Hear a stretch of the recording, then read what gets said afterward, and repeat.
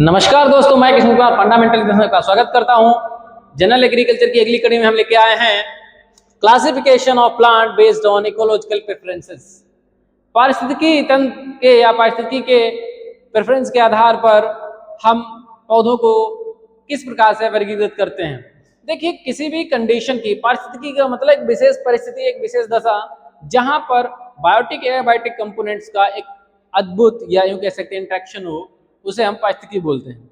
तो किस प्रकार की, चाहे वो बहुत अधिक पानी वाली हो या कहीं सूखा हो रहा है या कहीं जो है बहुत साल्ट कंसंट्रेशन है, बहुत कहीं एसिडिक कंडीशंस हैं या कहीं बहुत ज़्यादा सूरज आ रहा है या कहीं जो है बहुत ज़्यादा जो है ड्राई कंडीशन है, कैल्शियम ज़्यादा है, जिप्सम ज़्यादा है या कहीं जो है मिट्टी नहीं है या कहीं पानी पानी में हो रहा है, तो ऐसे पौधों को हम एक विशेष नाम देते हैं उनकी परिस्थिति के आधार पर, जिस परिस्थिति के आधार पर वो उग रहे हैं या उस परिस्थिति में वो अपने आप को सर्वाइव कर रहे हैं। तो ये जानते हैं कौन कौन से होते हैं। पहला है आपका साल्ट टॉलरेंट प्लांट, ऐसे पौधे जो साल्ट को सहन कर सकते हैं, तो ऐसे पौधे को हम हेलोफाइट्स कहते हैं। क्या कहते हैं? हेलोफाइट्स कहते हैं। दूसरा क्वेश्चन है plant growing well under acidic condition, ऐसे पौधे जो एसिडिक कंडीशंस में बहुत अच्छी तरीके से उगते हैं उन्हें हम एसिडोफिलिस कहते हैं। क्या कहते हैं? एसिडोफिलिस कहते हैं। दूसरा है plant growing on rock surface, चट्टानों पर जो उगते हैं, ऐसे पौधे जो चट्टानों पर उगते हैं उन्हें हम लिथोफाइट्स कहते हैं। क्या कहते हैं? लिथोफाइट्स। अगला क्वेश्चन है आपका वाटर लविंग प्लांट, ऐसे पौधे जो पानी में उगते हैं उन्हें हम हाइड्रोफाइट्स कहते हैं। ऐसे प्लांट ग्रोइंग अंडर डिजर्ट और ड्राई कंडीशन, ऐसे पौधे जो डिजर्ट एरिया में उगते हैं, मरुस्थल में उगते हैं या सूखे में उगते हैं उन्हें हम जीरोफाइट्स कहते हैं। अगला क्वेश्चन कैल्शियम सेंसिटिव प्लांट, ऐसे पौधे जो कैल्शियम के बहुत ज्यादा सेंसिटिव होते हैं उन्हें हम कैल्सीफेगस कहते हैं, फ्यूगस कहते हैं। अगला है कैल्शियम लविंग प्लांट, जो कैल्शियम को बहुत ज्यादा पसंद करते हैं उन्हें हम कैल्सीफाइट्स कहते हैं। ठीक है कि नहीं? अगला क्वेश्चन है लाइट लविंग प्लांट, हेलियोफाइट्स कहते हैं। जो पौधे लाइट को पसंद करते हैं, यानी जिन्हें लाइट बहुत अच्छी लगती है, प्रकाश बहुत ज्यादा चाहिए, ऐसे पौधे को हम हेलियोफाइट्स कहते हैं। नॉन वास्कुलर थैलस प्लांट, ऐसे पौधे जो नॉन वास्कुलर थैलस होते हैं उन्हें हम ब्रायोफाइट्स कहते हैं। अगला क्वेश्चन है plant growing on rice and snow, ऐसे पौधे जो स्नो या बर्फ पर उगते हैं, आपने देखा होगा बर्फ पर कुछ पौधे उगाते हैं उन्हें हम क्रायोफाइट्स कहते हैं। क्या कहते हैं? Cryophytes.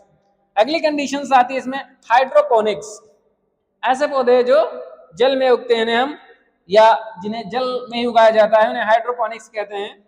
Hydroponics is a soilless method of growing a plant, पौधों को उगाने की ये मृदा रहित तकनीकी है जिसमें हम पौधों को उगाते हैं। In which their roots are emerged in nutrient rich water solution, इसमें होता क्या है कि जो जल होता है वो क्या होता है? न्यूट्रिएंट रिच होता है, उसमें बहुत ज्यादा पोषक तत्व होते हैं, उन्हीं में पौधों की जड़ें इमर्ज होती हैं, लगी रहती हैं।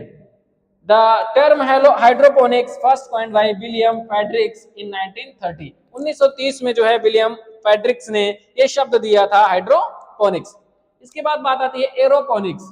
एरोपोनिक्स क्या होता है? Aeroponics is the process of growing of plant without soil, बिना सॉइल के पौधे उगाना क्या कहलाता है? एरोपोनिक्स कहलाता है।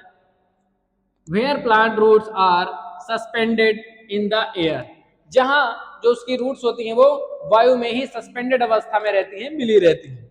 अगला है आपका फ्लावरिंग, पैगिंग एंड फ्रूटिंग, ये तीन प्रक्रियाएं हैं जो कि मूंगफली से संबंधित है। ये पूछा जाता है फ्लावरिंग है, पैगिंग है, फ्रूटिंग होती क्या है। तो flowering in groundnut start 20 to 30 days after sowing, मूंगफली की बुआई के 20 से 30 दिन बाद क्या होता है? फ्लावरिंग स्टार्ट हो जाती है। I stalk like structure that bears fertilize ovule, it's called tip pegging, peg or gynophore. क्या होता है? Stalk like structure that bears fertilize ovule at its tip, जो टिप होती है उसके ऊपर क्या होता है? फर्टिलाइज ओव्यूल, परिपक्व बीजांड होता है। किस स्ट्रक्चर का? स्टक लाइक स्ट्रक्चर होता है, जिसको हम क्या कहते हैं? पैग कहते हैं या गाइनोफोर कहते हैं। Pegging is groundnut around 50 days after sowing, जो पैगिंग की प्रक्रिया है वो 50 दिन पर आती है या बुआई के 50 दिन बाद आती है। Ratio flower, peg and pots, जो रेशियो होता है, अनुपात होता है फ्लावर, पैग और पॉट्स का, वो होता है 7:4:1। 7 फ्लावर पर 4 पैक बनते हैं और एक पॉड बनती है। फ्रूट टाइप क्या होता है? वो होता है lomentum. Weeding and hoeing in groundnut should be avoided at pegging stage.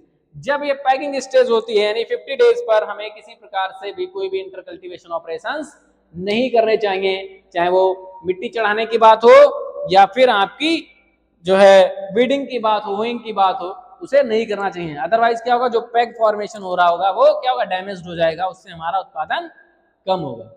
ठीक है नहीं? तो इस प्रकार से जनरल एग्रीकल्चर का सीरीज चल रहा है इस समय। तो ये क्वेश्चंस आपके पूछे जाने वाले हैं, ये पेपरों में पूछ लिया जाता है, आपके एग्जाम में, कॉम्पिटिटिव एग्जाम से, वाइवा से पूछा जा सकते हैं। तो आशा करते हैं आपको ये लेक्चर अच्छा लगा होगा। अगर आपने कोई सवाल नहीं समझ में आता, कुछ कोई सवाल है तो आप कमेंट बॉक्स में जरूर बताइएगा। चैनल को सब्सक्राइब नहीं किया तो चैनल को सब्सक्राइब कर लेना। धन्यवाद।